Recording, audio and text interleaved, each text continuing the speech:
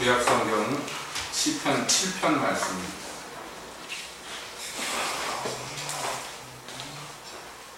시편 7편 1절부터 17절 끝에 절까지 읽어주시겠습니다.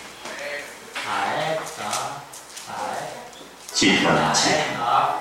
여호와의 하나님, 주께 피하여 나를 쫓는 모든 자에게서 나를 구하여 건지소서. 건져낼 자 없으면 저희가 사자같이 나를 찢고 뜯을까 하나이다. 여호와 내 하나님이여, 내가 이것을 행하였거나 내 손에 죄악이 있거나 하찮은 자를 악으로 급하거나 내 대적에게 무고히 빼앗았거든. 원수로 나의 영혼을 쫓아 잡아 내 생명을 땅에 짓밟고 내 영혼을 진토에 떨어뜨리게 하소서. 세나. 여호와여, 진노로 일어나서 내 대적들의 노를 막으시며 나를 위하여 깨소서. 주께서 심판을 명치나이다. 민족들의 집회로 주를 부르게 하시고 그 위 높은 자리에 돌아오소서. 여호와께서 만민에게 심판을 하시고 여호와여, 나의 의와 내게 있는 성실함을 따라 나를 판단하소서. 악인의 악을 끊고 의인을 세우소서. 의로우신 하나님이 사람의 심장을 감찰하시나이다. 나의 번트는 마음이 정직한 자를 구원하시는 하나님께 있도다. 하나님은 의로우신 재판장이시며 매일 분노하시는 하나님이시오. 사람이 회개치 아니하면 저가 그 칼을 가르치며 그 활을 이미 당기어 예비하셨도다. 죽일 기계를 또한 예비하시며 그 만든 살은 화살이로다. 악인이 죄악을 해산하며 자네를 잉태하여 괴롭을 낳았도다. 저가 웅덩이를 파만들며 죄가 만든 함정에 빠졌도다. 그 잔은 자기 머리로 돌아오고 그 보합은 자기 정수리에 내리도다. 내가 여호와의 의를 따라 감사하며 지극히 높으신 여호와의 이름을 찬양하리로다. 아멘. 하나님, 이 시간에 주님의 말씀 듣기를 원합니다. 주 오셔서 말씀하여 주시옵소서. 예수님의 이름으로 기도합니다. 아멘. 제가 예수 믿고 나서 얼마 안 됐는데 저희 모교회에 전도사님이 안 계신 그런 시기가 있었어요. 그래서 그 학생들을 누가 가르쳤느냐면 이제 막 대학 들어간 형 누나들이 그 학생들을 가르치거나 아니면 고등학교 고학년 언니 오빠들이 후배들을 가르치고 그런 일들을 했는데 그렇잖아요. 이제 대학교 막 들어간 친구들이 그 중학생, 고등학생들을 뭘로 가르치겠습니까? 자기들이 배운 걸로 가르쳐야 돼요. 그래서 학교에서 이제 선교단체에서 배운 거, CCC나 무슨 내비게이터나 이런 데서 배운 걸 가지고 이제 교회에서 가르쳤는데요. 제가 그때 배운 것 중에 하나가 뭐였냐면 그 당시에 이제 한국에 막 소개되었던 큐티라는 것이었습니다. 큐티가 여러분 이제 뭔지 다 아실 거예요. 근데 그때만 해도 그게 굉장히 새로운 것이었어요. 그래서 어떻게 해라 그래가지고 그렇게 해야 되겠구나. 그래서 노트를 하나 마련을 해가지고 성경을 읽다가 이제 주로 아침 시간에 성경을 읽던 것을 이제 깨달은 걸로 이렇게 적고 그 다음에 뭐 적용을 적고 기도를 적고 뭐 이렇게 해가지고 매일 일기처럼 이렇게 하는 건데 제가 그 큐티를 하고 나서 얼마 안 됐을 때 이 시편 7편을 읽었는데요. 그때 큐티에다가 이걸 옮기면서 어린 심정에 나름 굉장히 충격을 받았던 기억이 있습니다.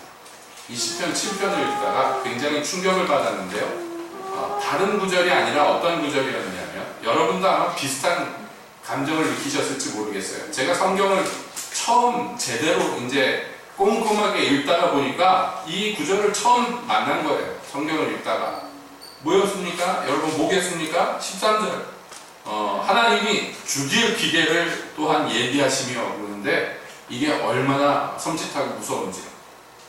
하나님이 그냥 심판하신다, 벌을 내리신다 이렇게 나오지 않고 굉장히 구체적으로 여기에 뭐라고 되어 있냐면 죽일 기계를 예비하셨다 이렇게 되어 있어요. 그 앞절에도 나오죠. 사람이 회개치 아니하면 저가 그 칼을 가르셨다. 칼을 뭐 때문에 갈겠어요? 칼로 목을 치려고 갈겠지요. 그 다음에 그 활을 이미 당기어 예비하였다. 여러분 활을 지금 화살을 매겨가지고 당기고 있으면 이제 손만 놓으면 날아가서 꽂히는 거예요. 그것만 해도 무서운데 그 다음에 나오는 말씀이 죽일 기계를 또한 거기에 더하여서 예비하셨대요. 얼마나 효과적으로 효율적으로 빨리 죽이려면 기계를 만들어 놨겠는가. 이 언어 자체가 굉장히 무서운 거예요. 그래서 제가 그 휴지노트에다 썼던 기억이 납니다. 이 구절을 받아서 야, 회개 잘해야 되겠다. 하나님이 죽일 기계를 예비해놨다. 그러면서 지금까지 예수 믿는 동안에 이 말씀이 때때로 기억이 나요. 죽일 기계를 예비하였다. 이게 얼마나 섬뜩하고 무서운 얘기인가. 그러면 여기 시편 7편은 그렇구나. 하나님이 굉장히 무섭구나. 하나님은 인정사정 안 봐주는구나. 다윗이 그걸 노래하는 노래냐? 그것은 물론 아닙니다. 오늘 우리가 함께 살펴보고자 하는 것은 우리가 이제 몇 번에 걸쳐서 다윗의 노래들을 함께 보았는데요. 지난 시간에 다윗의 노래 중에서 우리 17편을 보면서 다윗이 하나님 앞에 그렇게 노래하는 것을 보았습니다. 하나님, 내 심령을 감찰해 보십시오. 내 안에 무엇이 잘못된 게 있는지 주님의 눈으로 감찰해 보시고 나를 구원하시고 저 악인들을 진멸해 주시옵소서 하고 기도하는 그 간구를 우리가 함께 보았습니다. 그 얼마나 당당한 기도인가. 얼마나 움츠러들지 않는 하나님 앞에서 꺼리낄 것이 없는, 감추는 것이 없는 그런 기도인가. 우리가 그런 기도로 힘써야 되겠다. 그렇게 우리가 성경을 통해서 함께 보았는데요. 다니엘을 데리고 나가셨으면 좋겠어요. 그런데 이 시편 7편은 그와 조금 다른, 좀 색다른, 다윗의 노래들 중에서도 아주 색다른 노래인데요. 왜 제가 색다르다고 얘기했냐면 7장 여러분 성경에 보셔도 아마 있을 줄 압니다. 이 시편에 간혹 가다가 그 시편 노래에 대한 설명이 장 옆에 이렇게 가로치고 붙어 있는데 이 노래도 일종의 설명이 붙어 있습니다. 여기 보면 다윗의 시가연 이렇게 돼 있죠.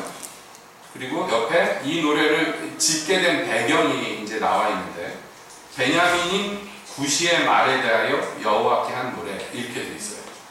그런데 베냐민인 구시가 누군지 성경에 안 나와 있어요. 그러니까 이 사람이 누구냐? 이게 굉장한 오랫동안 논란거리입니다. 구시가 도대체 뭐라고 했길래 이 노래를 이렇게 지었을까 하고 생각을 하게 돼요. 게다가 여기 보니까 다윗의 시가연 이렇게 나오죠. 여러분 시가연이 뭔지 아세요? 시가연 뭔지 몰라요. 왜냐하면 시가연이라는 말이 성경 전체에 여기 한 번 나와요. 비슷한 말이 한 번 더 나오는 게 하박국 3장에 그 하박국의 노래 시작할 때 비슷한 단어가 나옵니다. 이 시가연의 복수형인 말이 나와요. 그러니까 이 시가연이 뭐냐? 이것도 신학자들에게 있어서 오랫동안 논쟁거리예요. 왜냐하면 이 시편이 처음 쓰여질 때는 그냥 다윗의 시가연 그러면 사람들이 다 뭔 얘기인지 알았을 거예요. 예를 들자면 여러분 어떤 노래가 있는데 그 노래 악보에 맨 앞에 뭐라고 적혀 있냐면 뭐 칸타빌레 이렇게 적혀 있어요. 그럼 여러분 무슨 뜻인지 아세요? 여기 아는 사람 아마 우리 인선자매밖에 없을 거예요. 칸타빌레가 무슨 뜻이에요?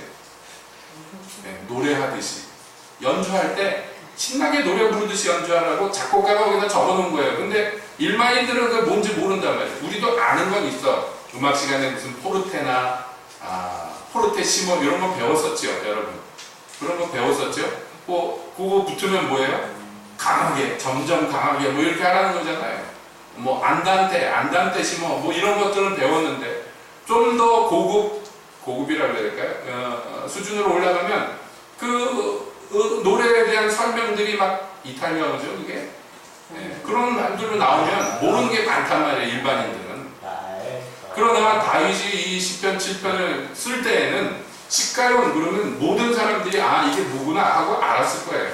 지금은 모릅니다. 이 중간에 잊혀졌기 때문에 우리에겐 또 악보도 없고 가사집만 있기 때문에 이게 뭔지 몰라요. 그래서 짐작하는데 이 시가연이라는 단어의 어근이 뭐냐면 격렬하다, 막 위아래로 요동한다, 막 이런 뜻이 있어서 아마도 이 노래가 음이 마구 많이 변하는 또는 많은 화성을 가진 그런 노래가 아니겠는가 이렇게 이해하시는 분들도 있고 또는 이게 굉장히 감정을 실어서 불러야 되는 격정적인 노래가 아닐까, 뭐 이런 얘기들도 있습니다. 왜 그런 말들이 나오냐면 이 노래 배경이 아주 특별하기 때문이에요. 말씀드렸잖아요. 베냐민인 구시가 뭐라고 말을 했는데 거기에 대하여 만든 노래예요. 그런데 그 노래가 격렬하대요. 짐작컨대 감정을 마구 실어서 불러야 된대요. 그러니까 배경만 봐도 심상치 않죠? 그런데 하필이면 이 구시라는 사람 앞에 베냐민인이라고 써 있으니까 여러분, 다윗이 한창 고난을 받을 때 그 고난 받는데 가장 그 고난의 도구로 쓰였던 게 누굽니까? 사울이에요. 근데 사울이 베냐민 집하고, 그러다 보니까 사울 주변의 신하들이 대부분 베냐민 사람들이에요. 그리고 나중에 사울이 죽고 나서도 이 베냐민인들이 막 다윗을 비난하고 그럴 때가 있단 말이에요. 그러니까 이 베냐민이라는 이 지파는 뭐 짐작컨대 아마도 사울과 굉장히 가까운 그런 사람 중에 하나가 이 구시였을 거다 짐작합니다. 어떤 분들은 이 구시라는 이름에서 그 구시의 또 어원이 구스가 돼서 이 사람이 구스인은 아니겠죠? 베냐민이니까. 근데 구스라는 뜻이 뭐냐면 검다 이런 뜻이 있으니까 이 사람의 그 영적인 배경이 아주 시커먼 마귀적인 것을 설명한 거 아닌가, 뭐 이런 얘기도 있어요. 설이 분분합니다. 그러나 우리가 너무 그렇게 나갈 것은 아니고, 베냐민 중에 구시라는 사람이 있는데 이 사람이 아마도 사울왕한테 다윗에 대해서 뭐라고 무고를 하는 거예요. 왜냐하면 노래의 내용이 그래요. 이 노래의 내용이 여기 다윗이 이 노래를 부르는데 여러분, 격렬한 감정을 싣고 격렬한 음을 담아서 부른다고 한번 상상을 하면서 이 가사를 한번 봐보세요. 어떻게 되냐.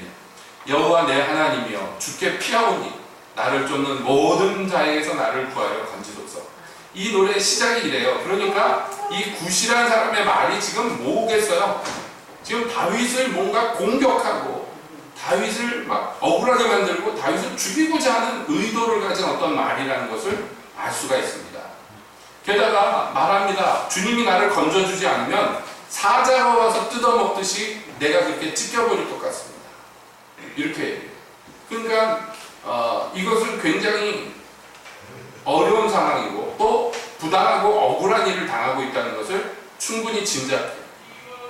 그러니까 여러분, 다윗이 사울하고 처음 만났을 때 말이죠. 다윗이 처음 사울과 만난 이유는 딴 게 아닙니다. 사울이 자꾸 악신이 들어와서 괴롭히니까 이거 어떻게 해야 되겠냐 그랬더니 신하 중에 하나가 아이디어를 해서 수금 잘 타는 사람을 데려다가 왕이 막 그 발작이 일어날 때 그 수금을 타면 좀 진정이 되고 안정이 되지 않겠는가. 그래가지고 이스라엘에서 수금 잘 탄다 하는 애를 하나 데리고 온 거예요. 그래서 사울이 막 발작이 일어날 때마다 다윗이 그걸 연주를 했단 말이에요. 그런데 나중에 이제 전쟁이 나서 아마도 전쟁에 사울이 나가니까 이 다윗은 집으로 돌려보냈겠죠. 그런 와중에 다윗 아버지가 전쟁터에 있는 형들에게 줄 것을 싸가지고 심부름을 보냈는데, 여러분 그 다음에 무슨 얘기 나온지 아시죠? 갔더니 골리앗이 막 나와서 난리를 치는데 이스라엘 사람들이 다 벌벌벌 떨고 있는데 다윗 혼자 흥분해가지고 막 이러고 있는데, 그래서 다윗이 자기가 죽이겠다 그러니까 사울이 데려오라 그래서 이 아이가 누구 아들이냐 뭐 이런 거 물어봐요. 참 웃기는 얘기예요. 왜냐하면 자기 옆에서 수금을 여태 탔는데도 불구하고 마치 처음 보는 것처럼 얘가 누구네 집에 얘냐 뭐 이런 거 물어봅니다. 우리가 거기서 알 수 있는 것은 사울 옆에 다윗이 가서 수금을 타고 있었지만, 그래서 자기가 막 그 악신에게 괴롭힌다 할 때 다윗이 수금을 타면 그나마 안정을 얻고 좀 편안해졌는데도 불구하고 이 다윗은 사울에게 있어서 마치 표현하건대 무슨 냉장고나 텔레비처럼 그냥 옆에 있는 부속물이었지 그렇게 막 특별하게 관심이 가는 존재가 아니었다는 것을 충분히 알 수 있습니다. 다윗을 처음 청구할 때도 2세 아들 다윗이 있는데 수금 잘 타는 사람입니다 이런 얘기 다 들었어요. 그런데도 불구하고 마치 그 전쟁터에서 처음 만난 것처럼 다윗을 얘가 누구네 자식이냐 뭐 이런 얘기를 하는 거예요. 그러니까 미루어 볼 때 다윗에게는 사울이 그렇게 아무 관심도 가치도 주지 않았어요.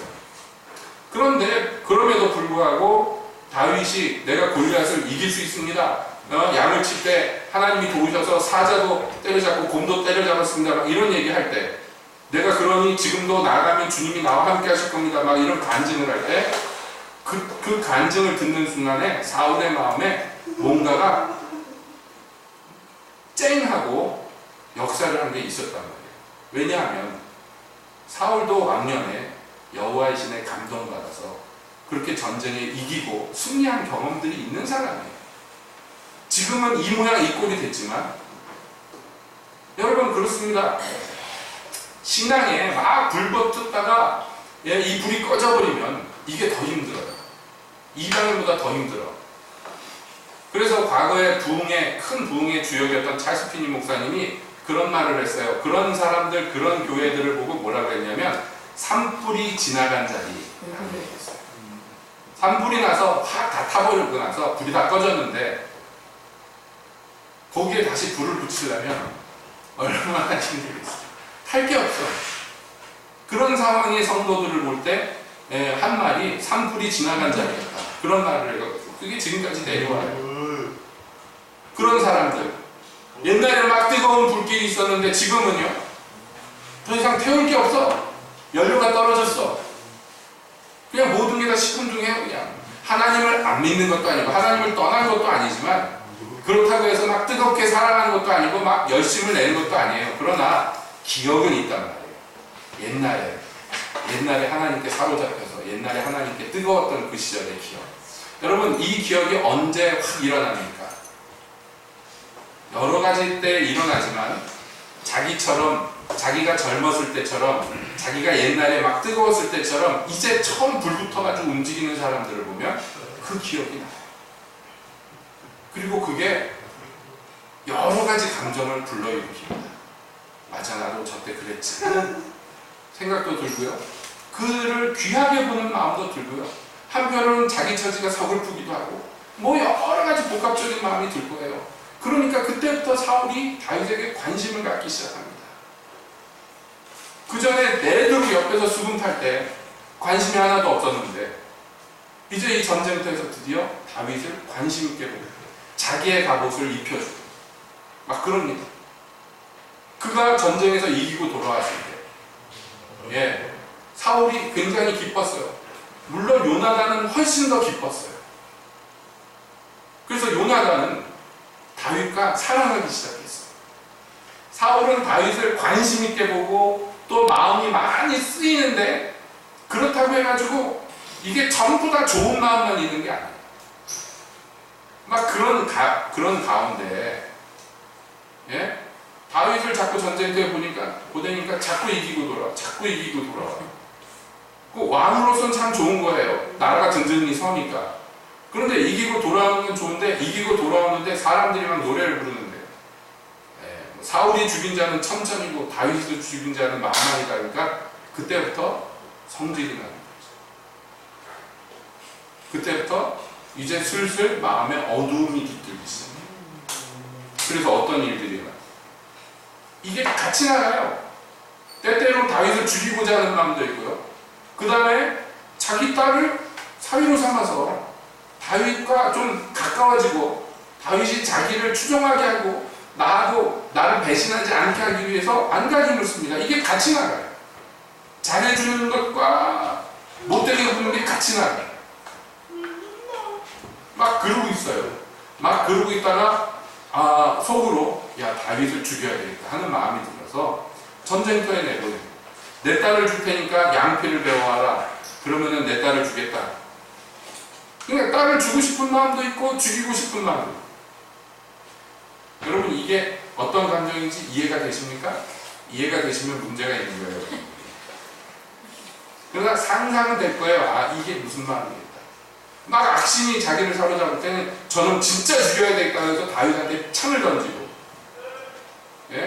어떤 때는 내 아들 다윗아 이게 네 목소리냐 그러고 뼈안고 울고 왔다 갔다 하잖아요. 몹시 불안정해요. 그런데 그 불안정한 사울이 사실은 다윗을 정말 죽이고자 할 때 옆에서 부추기는 자들이 있었던 거예요. 다윗을 죽이고자 부추기는 자들이 있었어요. 고발하는 사람들이 있었어요. 다윗이 도망가서 제사장들에게 있는 노땅에 갔을 때 그 고발하는 사람이 있었어요. 그래가지고 계속 고발하는데 이게 뭐냐면 이게 아마도 그런 사람들 중에 이 굿이라는 사람이 있지 않았겠는가. 여러분 이게 전형적으로 어떤 역할이냐, 이게 마귀의 역할이에요. 영적으로 보자면 마귀가 하는 게 뭐냐면 형제를 이간하고 시기하고 질투해서 미워하게 만들고 심지어는 죽이고자 하는 마음이 들도록 만드는 거예요. 이게 마귀가 하는 일이에요. 가룟 유다 안에 역사했던 그 영이 예수님을 향해서 역사했던 영이 바로 그 영이에요. 마귀와 같은 역할을 하는 게 여기 굿이라는 거예요. 자, 이러한 지금 처지에 다윗이 떨어져 있습니다. 억울하게. 왜냐하면 다윗은 사울을 미워하지도 않고 다윗은 사울의 그 왕위를 빼앗고자 하는 마음도 없어요. 오히려 다윗은요 사울을 사랑합니다. 그래서 사울이 비참하게 죽었을 때 다윗이 애곡을 하면서 노래를 불러요. 얼마나 슬퍼하면서 노래를 불러요. 그러니까 다윗의 마음은 그런데 사울은 어떻게 생각하는 거예요? 다윗을 저게 내 왕위를 노리는 거지, 저게 내 왕위를 빼앗아갈 거지, 저게 나를 죽이려고 하지, 이런 마음이 있어요. 안 그래도 왔다 갔다 하는 사람한테 그런 마음이 공정하게 들도록 중간에서 어떤 자들이 역할을 하는데 이게 바로 마귀가 성도들 가운데 또는 하나님과 성도 사이에서 하는 일과 똑같단 말이에요. 그러니까 이 노래는 다윗 개인에게는 굿이라는 사람의 그 무고에 대한 반응으로 부르는 노래이지만 동시에 영적으로 보자면 뭐예요? 그 형제를 이간하며 또는 하나님 앞에서 우리를 소송하는 그 마귀에게 우리가 부르는 노래이기도 하는 거예요. 동시에 말이죠. 그러니까 우리가 이 노래를 그냥 볼 게 아니라 그 배경을 알고 그 시각을 가진 상태에서 이 말씀을 들여다보자. 자, 지금 억울하게 무고를 당하고 있어요. 그 무고 때문에 지금 목숨이 위협을 받고 있어요. 그런데 다윗이 하나님께 도움을 청하면서 동시에 뭐라고 노래를 하느냐. 이게 굉장히 중요한 포인트입니다. 뭐냐면 3절부터 나오는 얘기예요. 이게 다윗이 하나님께 얘기하는 일종의 자기 변호입니다. 뭐라고 얘기하냐면 여호와 내 하나님이여 내가 이것을 행하였거나 이렇게 얘기해요. 내가 이것을 행하였거나 해서 이것은 무엇이겠습니까? 바로 굿이가 한 말을 얘기하는 거예요. 굿이가 사울에게 다윗이 이렇게 했습니다, 저렇게 했습니다 라고 고발을 했는데 지금 하나님 앞에 다윗은 뭐라고 변명하냐면 진짜 그 사람 말대로 내가 이것을 행하였다면 이라고 얘기하는 거예요. 그러니까 행했다는 거예요? 안 행했다는 거예요? 안 행했다는 거죠. 내가 그것을 행하였거나 내 손에 죄악이 있거나 내가 화친한 자를 악으로 갚았거나 내 대적에게 무고히 빼앗았다면 원수가 와서 나의 영혼을 쫓아 잡아 내 생명을 땅에 짓밟고 내 영광을 진토에 떨어뜨리게 하는 것이 마땅합니다 라고 지금 하나님 앞에 자기 변호를 하는 거예요. 그러니까 여기에 쭉 나온 내용들이 아마도 굿이가 사울에게 다윗을 고발한 내용일 것이라고 짐작하는 거예요. 뭐라고 고발했나 보세요. 그가 죄를 범하였습니다. 그가 자기와 화친한 자를 배반했습니다. 그리고 자기하고 관계가 안 좋다고 해서 가가지고 그 사람을 약탈해버렸습니다. 이런 얘기를 하는 거예요. 만약에 내가 이런 일을 했다면, 이런 악을 행했다면 내가 원수에게 진멸되도록 놔두십시오. 그게 마땅합니다. 하나님 앞에 이렇게 얘기하는 거예요. 그래놓고 뭐가 있냐면 셀라. 여러분 우리 시편을 보면 셀라라는 대목인데 이게 뭐냐면 잠깐 멈춤이에요. 자, 여기까지 노래하고 멈추는 거예요. 하나님께 내가 이렇게 일을 행하였다면 내가 하나님 앞에 멸망당하는 게 옳습니다 하고 하나님께 자기 변호를 하고 멈춰서 하나님을 바라보는 거예요. 심판자를 바라보는 거예요. 그러면서 노래가 계속되는데 여호와여 진노로 일어나서 쭉 나오는데 결국 이 7장에서 다윗이 하나님께 하소연을 하고 또한 청원을 합니다. 이것을 행해 주십시오. 이렇게 해 주십시오 하고 무엇을 요구하는데 여러분 시편 7편에서 다윗이 하나님께 요구하는 건 단 한 가지예요. 뭐냐면 하나님 심판해 주십시오. 이 심판은 지금 자기에게 무고히 행하는 자들에 대해서 심판해달라는 것 뿐이 아니라 하나님의 심판이 나에게 임하기를 원합니다 라는 거예요. 자, 잘 생각해 보세요. 우리가 앞서서 17장을 같이 상고하면서 여러분도 이렇게 하나님한테 기도해 본 적이 있습니까? 이 17장처럼? 하고 질문을 했어요. 그거 우리에게 생소한 기도예요. 우리는 그런 기도 잘 못합니다. 그렇게 담대하게 하는 기도 잘 못합니다. 근데 이 7장의 7편의 기도는요, 어떤 면에서 그보다 더 한술 더 떠서 다윗은 뭐라고 얘기하냐면 하나님 빨리 오셔서 빨리 재판해달라는 거예요. 재판을 요구하는 거예요. 근데 그 재판에는 내 원수들만 재판받는 게 아니라 나도 거기 그 재판에 있어서 나도 재판해달라는 거예요. 왜냐하면 지금 무고를 당했잖아요. 억울한 누명을 썼습니다. 억울한 소리를 들었으니까 이게 해결되기를 원하는데, 해결되기 위해서 원하는 것은 무엇이냐면 의로운 재판장인 하나님께서 나를 재판해 주세요. 보통 우리 기독교에서 쓰이는 단어 중에 심판 같은 거, 여러분, 심판이나 이런 것은 사실은 우리 감정에는 나랑 좀 멀었으면 좋겠다는 단어 중에, 나하고 좀 멀리 있었으면 좋겠다. 그쵸? 여러분, 심판받기가 좋아요? 싫어요? 싫어요? 그렇죠? 뭐 싫죠? 누가 그거 좋아하겠어요? 하나님이 야 이리 와봐, 너 심판 좀 해보자. 그러면 여러분 그래요? 그러면서 줄레줄레 가겠어요? 아니면 나한테 왜 이러세요? 왜 이러세요? 그럴 거예요. 근데 다윗은요, 가만히 계신 하나님한테 청원을 해요. 나를 재판해달라고, 나를 심판해달라고. 그럴 수 있었던 근거가 뭐냐면 실제로 죄를 안 졌기 때문이에요. 고발은 있지만 그 죄를 내가 안 졌기 때문에 너무나 떳떳하고 너무나 당당한 거예요.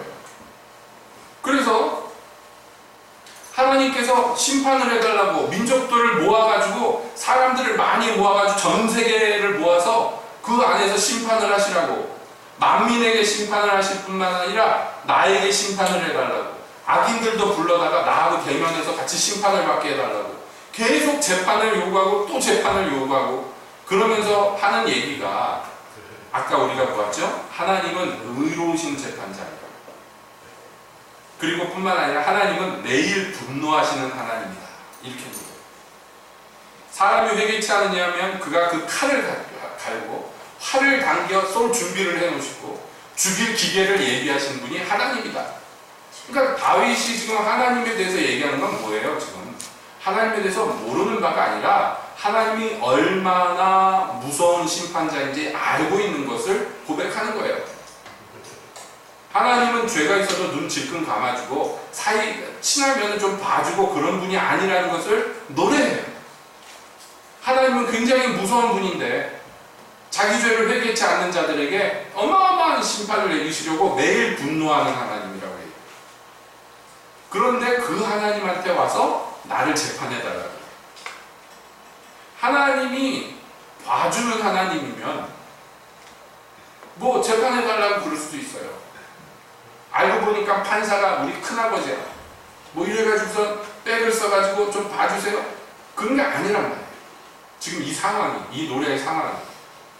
그 심판대 앞에 서면 누구도 숨을 수 없고, 그 심판대 앞에 아무것도 감출 수 없고, 그 심판을 당하는 날, 그 심판에서 유죄 판결을 받는 날 살아날 자가 아무도 없다는 것을 알고 선포하는 사람이 다윗이에요. 여러분, 그럼에도 불구하고 다윗은요, 나를 심판해달라고 계속 청원합니다. 이 노래 전체의 얘기가 그 얘기예요.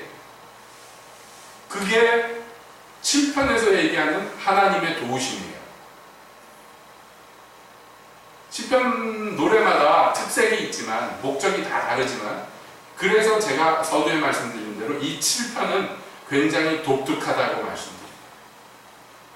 하나님 앞에 악인을 멸해 주십시오. 악인들을 하나님께서 임하셔서 악인의 뺨을 치시고 원수를 그 발 아래 상하게 하셔서 뭐 이런 노래를 할 수 있어요.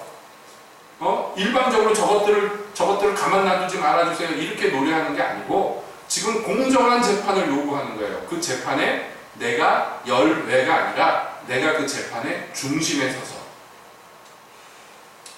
자, 이 말씀을 통해서 우리가 오늘 함께 그러므로 나누고자 하는 교훈이 무엇일까요? 말씀 같이 나눈 대로 일반적으로 우리 기독교인들이 좋아하는 그 성경 단어들이 있고 싫어하는 단어들이 있어요. 싫어한다고 하면 죄송한 표현이고 꺼려하는 단어들이 있는데 여러분 일반적으로 좋아하는 단어들이 뭡니까? 하나님의 긍휼, 자비, 은혜, 축복 뭐 이런 거 되게 좋아하잖아요. 하나님의 사랑하심 막 듣기만 해도 기분 좋잖아요. 반대로 조금 꺼리껴지는 것들은 주로 뭐냐면 하나님의 의로우심, 하나님의 공의, 하나님의 심판, 하나님의 책망, 뭐 하나님의 뭐 이런 것들은 우리가 별로 안 좋아하고 될 수 있으면 내 인생에 그런 단어들이 안 역사하기를 원해요. 일반적으로 말이죠. 안 그러신 분들도 있을 거예요. 근데 일반적으로 그렇잖아요. 여러분 둘 중에 하나 선택해 보세요. 하나님의 긍휼하고 하나님의 심판하고 둘 중에 하나 내가 만약에 선택할 수 있다면 여러분 뭐 선택하시겠어요? 물어보나 말아요. 저만 해도 긍휼을 선택할 거예요. 당연한 얘기입니다. 그럼에도 불구하고 여기 우리 성도들의 대표격이고 또는 그리스도의 모형인 다윗은 지금 이 노래에서 하나님의 공의로운 심판으로 즐거워합니다. 그 심판이 자기에게 임하기를 간절히 요구합니다. 왜 그럴까요? 여러분 말씀드렸잖아요. 그 고발한 죄목하고 나하고 상관이 없기 때문이에요.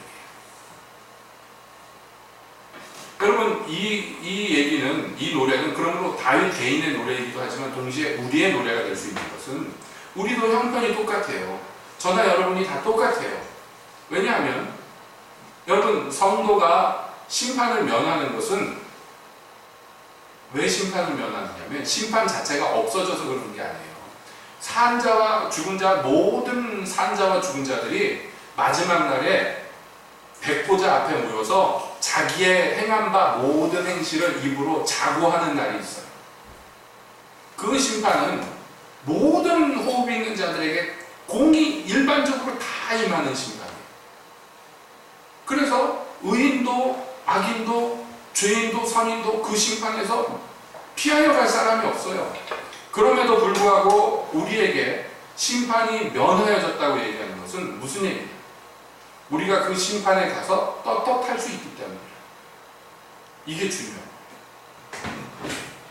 왜 떳떳합니까? 거기서 고발된 죄는 나랑 상관이 없기 때문이에요. 먼저 답부터 얘기하자는 말이에요. 답부터. 왜 나랑 상관이 없느냐? 자, 하나님 앞에 갔다고 상상을 해보세요. 심판대 앞에 섰어. 그 앞에 나에 대한 기록책이 펼쳐져 있는데 거기서 내가 한 행실이 다 기록이 돼 있어요. 성경에 나왔잖아요. 각 사람이 자기가 행한 모든 일을 자기 입으로 다 자고하게 될 것이다. 그랬어요.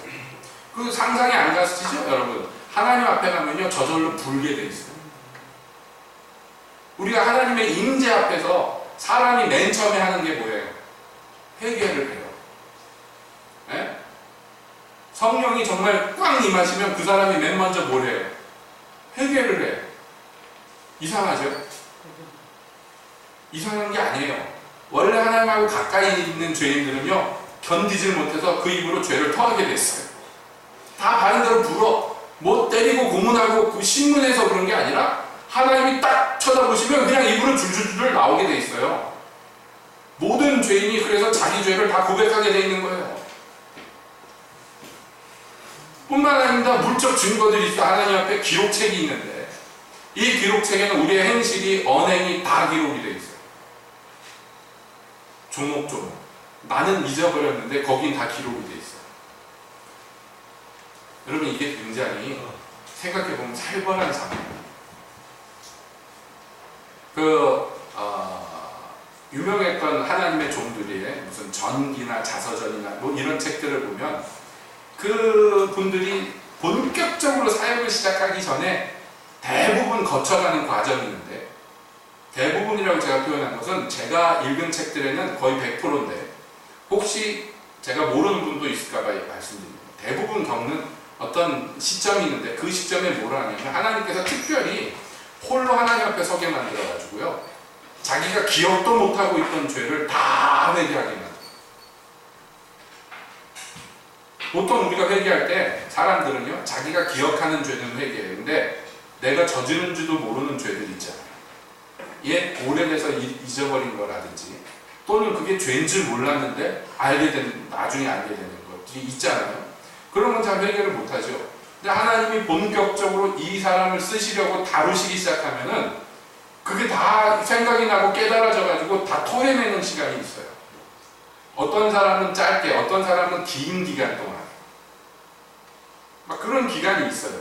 꼭 뭐 목사님들만 그런 건 아니지만 일반적으로 자료가 남는 게 그런 하나님의 종들의 자료들이 남아서 그런 건데, 일반적으로 모든 그리스도인들이요, 하나님 앞에 이렇게 정결하게 되는 기간을 갖는 것은 굉장히 그에게 유익됩니다. 왜냐하면 그때 토하지 못한 거 나중에 심판대 앞에 가서 토할 거예요.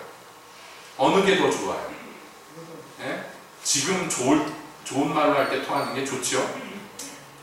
안 그렇습니까? 이게 안 토해지는 사람을 뭐라고 하냐면 강박하다고 얘기해요. 마음이 강박하면요, 이게 안 돼. 내가 회개해야지 라고 마음먹어도 안 되는 거예요. 그러나 주님 앞에 바른 마음으로 서게 되면요, 이게 저절로 작동이 됩니다. 저도 오랫동안 사역을 그만두고 있다가 다시 사역을 시작하기 전에 그런 시기가 있었어요. 나는 우리 집에 빚이 많은 거, 이렇게 막 문제 많은 거, 막 이런 것들, 몸도 상해가지고 지금 뭐 제대로 생활 못하고 막 이런 문제들을 해결해달라고 기도하러 하나님한테 나갔는데, 그런 건 기도가 하나도 안 되고 이상한 기도만 하는 거예요. 매일 환장하겠는 거예요. 매일 이상한 기도만 하다 집에 오면요, 막 얼이 빠진 것 같아. 내가 왜 이런 기도 하려고 간 게 아닌데 내가 왜 이런 기도? 별의별 기도가 다 나와요. 기도를 하는데요, 옛날에 몇십 년 전에 누구한테 못되게 군 거, 아니 어렸을 때 그런 거 다 잊어버렸잖아요. 그죠? 그런 거를 하나님이 다 끄집어내. 무슨 창고 대정리하는 것처럼 탈탈 털어가지고 다 내놓는데요, 창피해서 기도가 안 될 수가 없는 거예요. 해야 돼 그냥 막 그런 거 막 오만 거 다 얘기하다가 집에 오면요, 힘도 없고 마음도 허탈하고 막 그래요. 내일 또 기도하러 못 가겠다. 이래가지고 기도 못 하겠다. 이런 마음도 들어요. 회개하면 속이 시원해야 되는데 그런 것도 아니에요. 왜냐하면 아직도 리스트에 많은 게 남아있기 때문에. 그 다음날 가면 또 그 후편이 계속 나오는 거예요. 이거를 한 몇 주를 했어요. 정말로. 몇 주를 하는데 하나님이 탈탈 털어버리시는데 나중에 보니까 나만 그런 게 아니더라고요. 많은 사람들이 그런 경험을 하더라고요. 그리고 나서 어느 시점부터 기도가 바뀌기 시작해요. 이제 털을 걸 웬만큼 다 털었으니까. 그렇다고 해서 모든 게 다 끝난 건 아니에요. 앞으로도 계속 있을 것이지만, 그러나 창고 오래된 저 구석진 거에 있는 곰팡이 쓴 것들을 다 치워야지 이제 거기서 뭔가가 이루어지는 거니까요. 그것처럼 여러분, 모든 선인과 악인을 불문하고 하나님 앞에 서서 자기의 모든 것들을 고할 때, 땅에서 제대로 회개하지 않은 사람들은 그 기록책에 있는 거 보고요, 환장할 거예요. 내가 왜 저런 짓을 했지 저때? 내가 왜 저랬을까? 막 그때 가서 막 후회할 거예요. 그러면 여러분, 그때 심판을 어떻게 피할 거예요? 뭐라 그럴 거예요? 그때 심판을. 내가 분명히 내가 한 거 맞는데 하나님이 기록을 쫙 보여주면은 거기 가서 할 말이 뭐가 있겠어요? 내가 한 거 맞는데 어떻게 할 겁니까?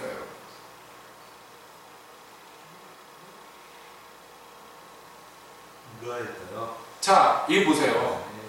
그러므로 우리가 심판이라는 단어, 이런 걸, 하나님의 공의로운 재판, 이런 것을, 공의로운 판단, 이런 것을 원래 근본적으로 싫어하는 이유는 마음에 이렇게 캥기는 게 있기 때문에.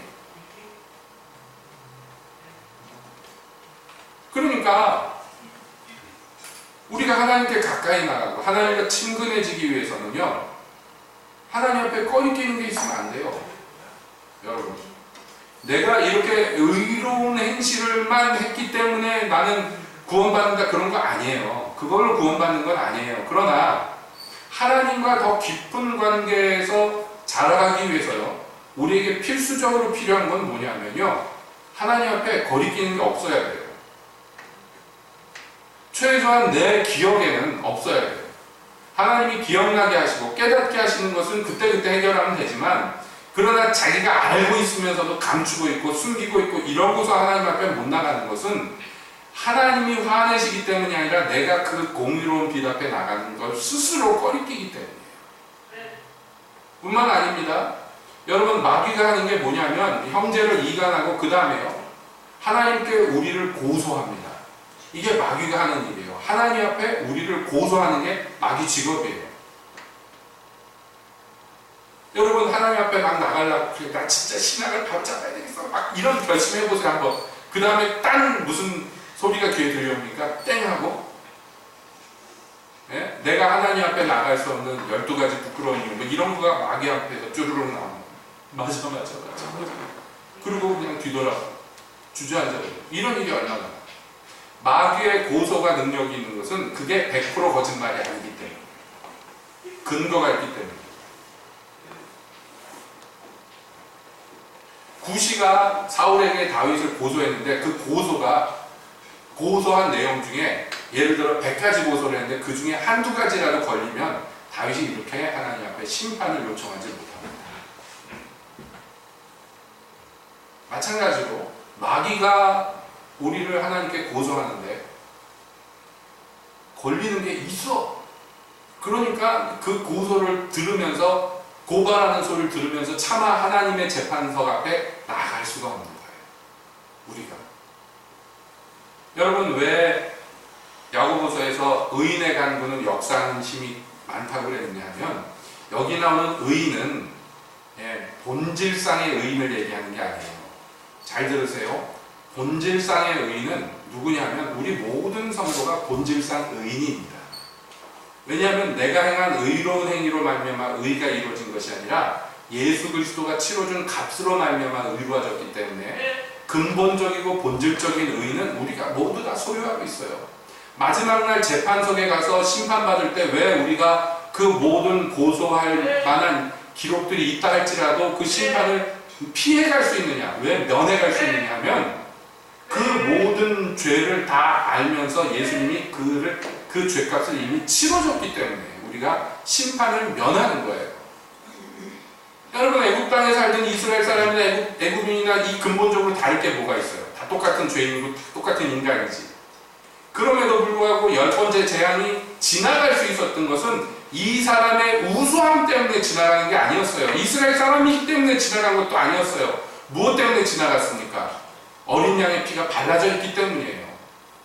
이 사람이 죽어야 되는데, 이 사람의 장자가 죽어야 되는데 누가 대신 죽었어요. 그게 어린 양이잖아요. 그 죽은 증거가 그 집에 묻어있는 한 그 집은 심판 면할 수 있는 거예요. 우리에게도 이런 종류의 근본적인 의가 예수 그리스도로 말미암아 우리에게 선물로 주어졌어요. 그래서 우리가 이 마지막 심판을 면할 수 있는 거예요. 그러나 그것과 별개로 예를 들어서 이 시편의 기도라든지 아니면 야고보서에 나온 대로 의인의 간구는 역사하는 힘이 크다라고 얘기했을 때 이런 종류의 의인은 근본적인 의인만을 얘기하는 것이 아니고, 그렇게 근본 의인이 된 사람인 이 사람이 마귀에게 고소당할 것이 없고 하나님의 재판정에 나가기를 즐거워하는 사람이 진정한 의미의 역사하는 의인이라는 거예요. 이해가 되시죠? 여러분, 왜 우리가 이미 구원받고 이미 의로워진 우리가 왜 거룩을 추구하고 왜 경건을 추구하면서 살아야 됩니까? 여러 이유가 있습니다만은 그 이유 중에 하나가 뭐냐면 마귀의 고소가 우리에게 아무 효험이 없게 하기 위해서요. 다른 표현을 하자면 언제나 하나님의 재판을 즐거워하는 사람이 되기 위해서입니다. 이게 믿음의 큰 담력이에요. 하나님 앞에 거리끼거나 숨길 것이 없는 사람이 없는 축복은 말로 할 수가 없어요. 얼마든지 하나님 앞에 달려갑니다. 언제든지 달려갑니다. 예수 그리스도의 피의 공로를 힘입고 달려가며 동시에 하나님 앞에 고소당할 것이 없기 때문에 달려가는 거예요. 여러분 이 즐거움과 축복이 얼마나 큰지 몰라요. 여러분 시편 7편이 무서운 내용으로 점철되어 있음에도 불구하고 맨 마지막에 무슨 얘기로 끝납니까? 맨 마지막에 보세요. 뭐라고 끝납니까? 내가 여호와의 의를 따라 감사하며 지극히 높으신 하나님의 이름을 찬양하리로다. 찬양도 끝나요. 지금 심판에 대해서 잔뜩 얘기하고 죽일 기계가 어쩌니 저쩌니 얘기하는 사람이 그걸로 찬양해요. 내가 여호와의 의를 따라 감사한다 그랬죠. 이게 무슨 얘기냐면 하나님의 의가 있기 때문에 내가 감사한다는 거예요. 이 공의, 심판하시는 공의가 나한테 임하였기 때문에 내가 감사합니다. 내가 그래서 너무 좋아서 찬양합니다. 이렇게 얘기합니다. 왜냐하면 이 공의가 나에게 너무 유익하기 때문에 하나님의 철저하신 이 의로우심 어떻게 철저하냐면 하나님은 9절에 이렇게 나와요. 악인의 악을 끊고 의인을 세우셔서 의로우신 하나님이 사람의 심장을 감찰하십니다. 이렇게 나와요.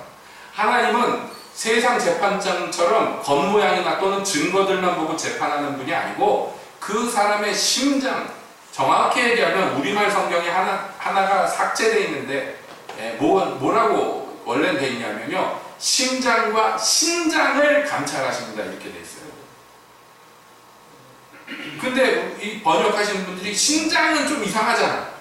그래가지고 아마 심장으로 그냥 의역한 것 같아. 싸잡아서. 그건 뭐 틀린 것은 아니에요. 왜냐하면 우리가 보통 심장이라고 얘기할 때는 오장육부의 이 심장, 의학적인 의미의 심장으로 쓰는 게 아니잖아 이게. 예? 심장 그러면 마음 그런 것을 비유컨대 심장이라고 하는데 이스라엘 사람들은 사람의 마음이 이 심장하고 신장에 있다고 믿었어요. 예, 이상하죠? 이상한 거 아니에요? 뭐 그렇게 믿을 수 있어요. 어느 나라 가면 뭐 위장에 사람의 마음이 있다고 믿는 민족도 있잖아요. 그러니까 이게 뭐냐면 폐부를 뚫어보시고 우리 안에 무엇이 있는지 다 아시는 분이 그 아시는 정보를 가지고 공의로운 심판을 하셔요. 그러니까 그 앞에는 숨길 수도 없고 감출 수도 없어요. 돈 많이 써서 막 비싼 변호사를 써서 무죄 받으면 되는 것도 아니고 백을 써가지고 큰 죄를 짓고도 뭐 징역 2년 집행유예 3년 그래가지고 휠체어 타고 나오는 것도 아니에요. 재벌들처럼. 그 하나님 앞에 감출 수도 없어요. 지은 죄대로 재판을 받아서 그 죄값을 치러야 되는 게 이 의로운 재판자예요. 그런데 다윗은 그렇게 감찰해 주실수록 더 좋아. 왜냐하면 속에 감추는 게 없어. 그게 드러날수록 더 좋아. 자기 속마음이 드러날수록 더 기뻐요. 하나님이 그걸 드러내 주시도록 더 좋아요. 왜냐하면 떳떳하니까.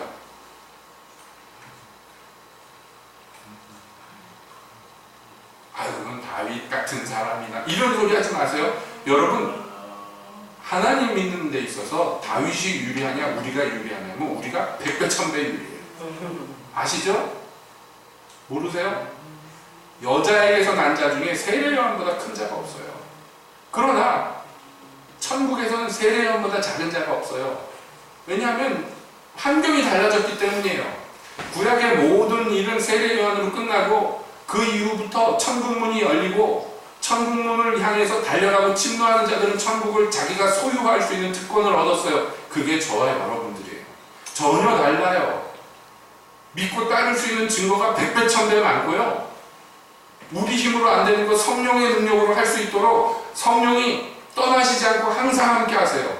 다윗은 범죄했을 때 시편 51편에 하나님께 간구했어요. 여호와의 신이 나한테서 안 떠났으면 좋겠다고. 왜냐하면 구약시대 때는 떠나셔요.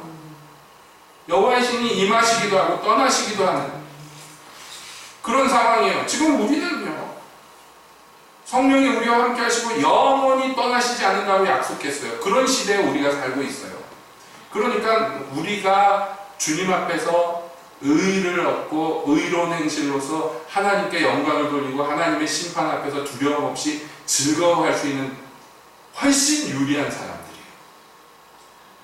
제 말이 맞아요? 맞는 것 같아요? 네? 그러니까 생각해 보세요. 비유하는데 옛날에 옛날 사람들이 옛날에도 수학이라는 거 있었어요. 계산하려면 종이 펼쳐놓고 막 수식을 쓰고 막 이렇게 했었어야 돼요. 그런데 주판이 발명됐어. 그러면 종이에다가 또는 손가락 발가락으로 계산하는 거하고 주판으로 계산하는 거하고 누가 유리해? 주판이 유리하죠. 근데 세월이 지난 다음에 전자계산기가 나왔어요. 누가 제일 유리해? 똑같은 수학 문제가 있어요. 똑같은 산수 계산해야 되는 게 있어요. 근데 누가 유리하냔 말이에요. 문제는 똑같아. 그러나 상황에 따라서 유리한 사람들이 있어요. 그러다가 나중에 컴퓨터가 나왔어. 컴퓨터 쓰는 사람이 제일 유리하겠죠. 그렇겠죠? 이제 앞으로 무슨 인공지능 나오면 그게 더 유리하겠죠? 그 시대에 사는 사람들이. 여러분, 똑같은 문제가 있어도요, 시대와 상황에 따라서 훨씬 유리한 사람들이 있어요. 그게 바로 저희예요. 저와 여러분들이에요. 여러분, 우리는요, 지금 너무나 많은 것들을 받았고, 너무나 많은 것들을 누리고 있어요. 생각해 보세요. 지금 이 시대에 여러분, 우리 대한민국에서요, 예를 들어서 내가 신앙에 대해서 궁금한 게 있다. 그러면 물어볼 때도 많고, 신앙서적도 많고, 조금만 노력하면요, 도움받을 때가 천지사방에 얼마나 많은지. 여러분을 위해서 예비하고 베풀어 놓으신 그 축복들이 얼마나 대단한지 여러분 비교할 수가 없어요. 그 무엇과도. 옛날에는 성경이 있잖아요. 우리는 성경책이 있잖아요. 그런데 옛날에는 이 성경을 어디다 썼는지 아시죠? 양피지에다 썼는데요. 양피지란 게 뭐냐면 양 가죽이잖아요. 양 가죽에다 글씨가 써지냐 안 써져요. 여러분 한번 궁금하시면은 여러분 구두에다가 볼펜으로 한번 써보세요. 가죽 구두에다가 글씨가 잘 써지나. 이 글씨가 잘 써지게 하기 위해서 거기를 무드질을 하고 뭐 석필 같은 거 바르고 뭐 약품 처리하고 막 그래야 돼요. 그래서 한 장 만들면요, 거기다가 뭐 쓰려면 그냥 잉크로 안 쓰고 양피지용 잉크로 써야 되는데, 이 펜이라는 것도 자꾸 찍어서 한 글씨 쓰고 자꾸 찍어서 한 글씨 쓰고 그래요. 그나마도 이게 신약시대 때 그랬어요. 지금 그 고대 문서들 보면 어떻게 되어 있느냐면, 무슨 성경이라고 이렇게 양피지 같은 거 어디서 발견하잖아요. 거기 뭐가 써져 있냐면 성경이 써져 있는 게 아니고 무슨 누구한테 받아야 될 돈 얼마 뭐 이런 게 써져 있어요. 가계부 같은 거. 근데 그게 성경이 될 수 있는 건 왜냐하면 양피지가 비싸니까 사람들이요, 거기다 다 빽빽하게 쓴 다음에 좀 지나면은 글씨도 흐려지고 막 지워지고 그러잖아요. 그러면 거기다가 약품 처리해가지고 지우개로 지우듯이 한번 짠 밀어버리면 또 깨끗해지면 거기다 또 쓴단 말이에요. 그것도 밀어버리면 또 쓰고, 몇 번이나 재활용하는 거를 어떻게 지금까지 내려온 걸 발견을 하면, 그거를 막 레이저를 쏘고 막 뭐 방사능을 쏘고 그래가지고 그 밑에 있는 글씨들을 찾아내요. 예, 몇 겹을 쓴 것들 중에서 밑에 있는 글씨 찾다가 보니까 성경도 나오고 뭐 무슨 책도 나오고 그런 것들 복원하고 짜집고 해가지고 우리가 이렇게 성경이 번듯하게 있는 거예요. 여러분 생각해 보세요. 그 시대에 있는 사람들하고 지금하고 성경 읽기가 누가 유리해요? 네? 그 옛날 예수님 당시의 성경은요, 이렇게 빼꼼하게 책장처럼 잔뜩 수백 개 구멍이 난 데다가 하나씩 양피지 마리가 들어있는 거예요. 두루마리가. 그러면 어디에 뭐가 있는지 아무도 몰라. 그거 아는 사람이 서기관이에요. 그러면 예를 들어서 무슨 이사야서 7장 보고 싶다 그러면 서기관이 이사야서 7장 좀 보고 싶어요. 기다리라고. 서기관이 그걸 찾아와야 돼요. 그래서 몇 절 막 양쪽을 다 하나는 풀고 하나는 감아가면서 이렇게 막 해가지고 나오면은 그거 찾아서 읽는 거예요. 성경 한번 읽기도 힘들고 공부하기는 더 힘들어요. 근데 지금 여러분들이 마음 먹고 내가 성경 읽어야 되겠다 그러면 얼마나 쉽습니까? 요즘에는 전자성경도 스마트폰에 다 있어가지고 얼마나 편합니까? 찾아보기도 편하고. 자, 이런 상황에서 신앙이 성숙하고 하나님 앞에 의로 선다는 게 얼마나 쉬운지 상대적으로 말이죠. 그러니까 우리는 어떤 사람이 되어야 되느냐면 다윗처럼요 하나님의 심판을 환영하고 즐거워하는 사람이 되어야 됩니다. 예, 정말이에요. 그래서 하나님이 심판만 해주면 찬양할 수 있는 사람이 돼야 돼요. 하나님 심판해 준 게 나한테 너무 좋아. 왜냐하면 사람들의 헛된 평가를, 나에 대한 막 억울한 소리들, 막 이런 게 의인들에겐 계속 있단 말이에요. 경건고자 하는 사람은 핍박을 받는데 그것은 이교도들이 하는 핍박도 있겠지만 우리에게 진짜 아픈 핍박은 어떤 핍박이냐면 형제 자매로부터 오는 핍박들이 정말 아픈 거예요.